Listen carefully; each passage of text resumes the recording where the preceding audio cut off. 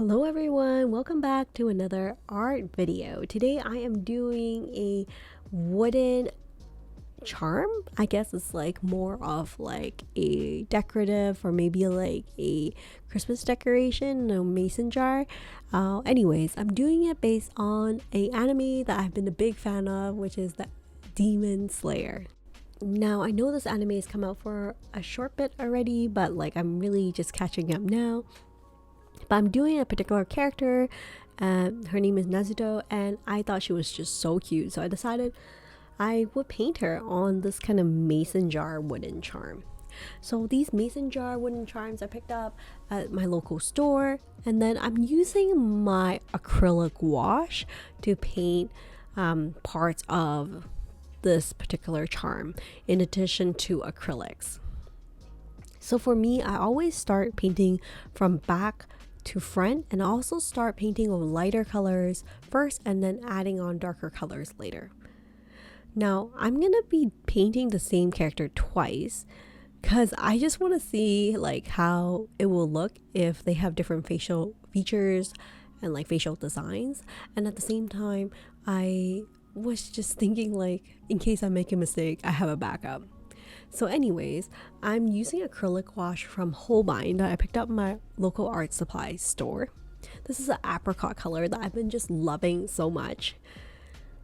I originally intended to paint it with like my Posca acrylic markers, but because I don't have the whole color variation from the markers and I just don't feel like getting a marker just for this project or for this character, I decided to mix it up and use another media and see what I have at my disposal in my own art supply source. So anyways, I have these HOWL'S acrylic gouache. So these acrylic gouache actually dries opaque and they are very vibrant in colors, and they are almost like acrylic when they dry because they're permanent. So I'm using this as an option, as an alternate, but I probably will go back with acrylic markers as part of this as well. So you can see I let the previous layer dry completely before adding on the black. I'm trying not to use a lot of water, if any water, for this particular art project, just because I'm painting on wood and wood is very porous. So if you add water to it, it's gonna lead to the water kind of diluting the paint and it's gonna spread easily, and I want more defined lines for this character. I want it to look quite neat.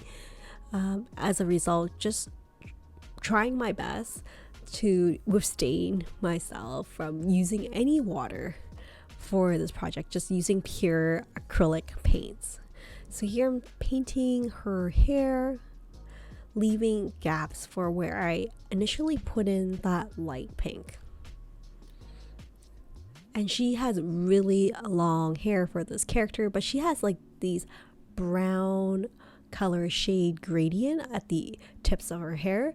So I'm gonna leave her tips of hair and use acrylics to kind of fill it in at the end.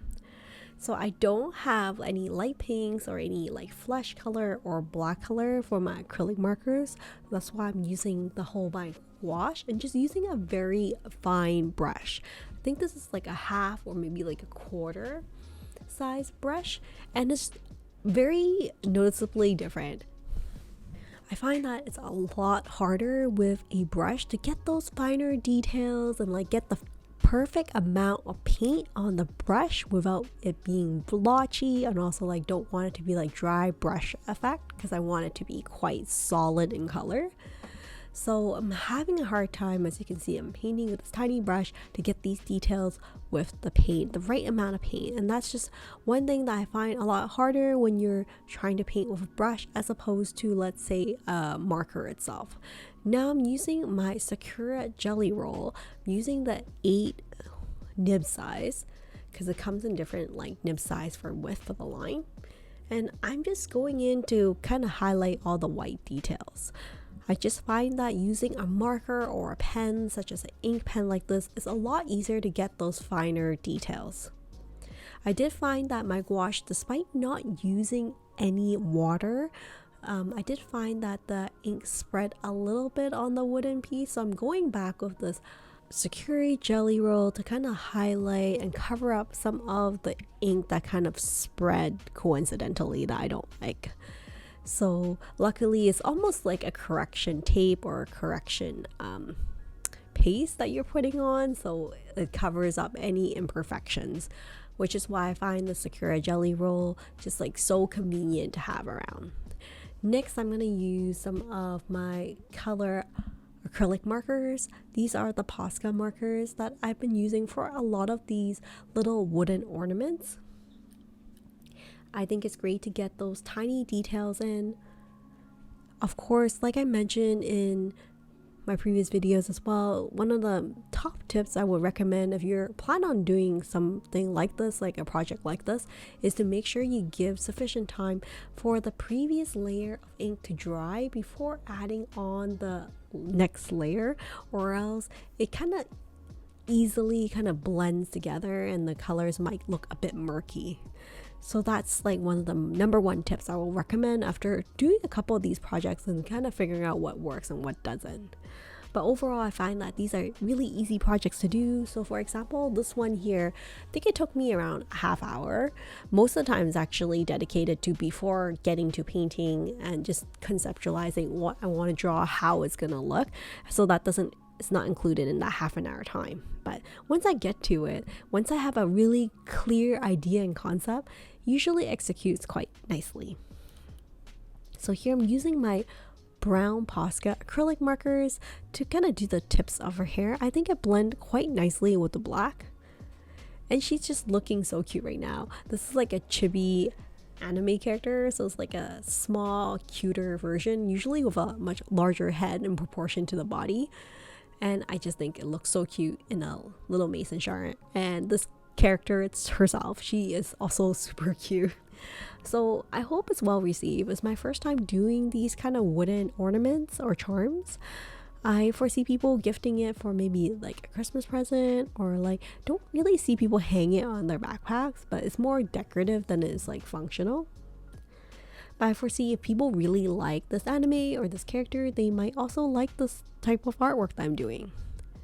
So just using a bit of green with the bamboo that she usually holds.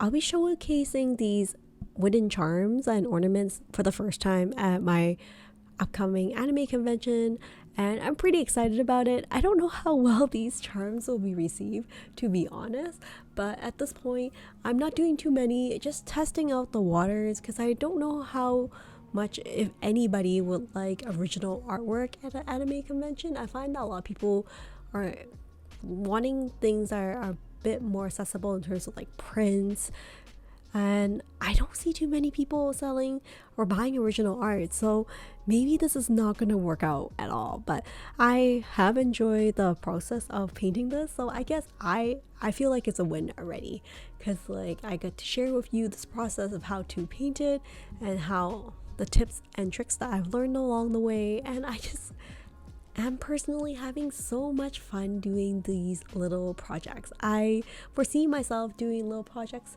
like this with my kids coming up when they get a little bit older. They can do little ornaments for their teachers or like their friends for fun. I love the idea of doing DIY projects and putting like your heart and soul and like practicing a skill rather than just like purchasing something in store.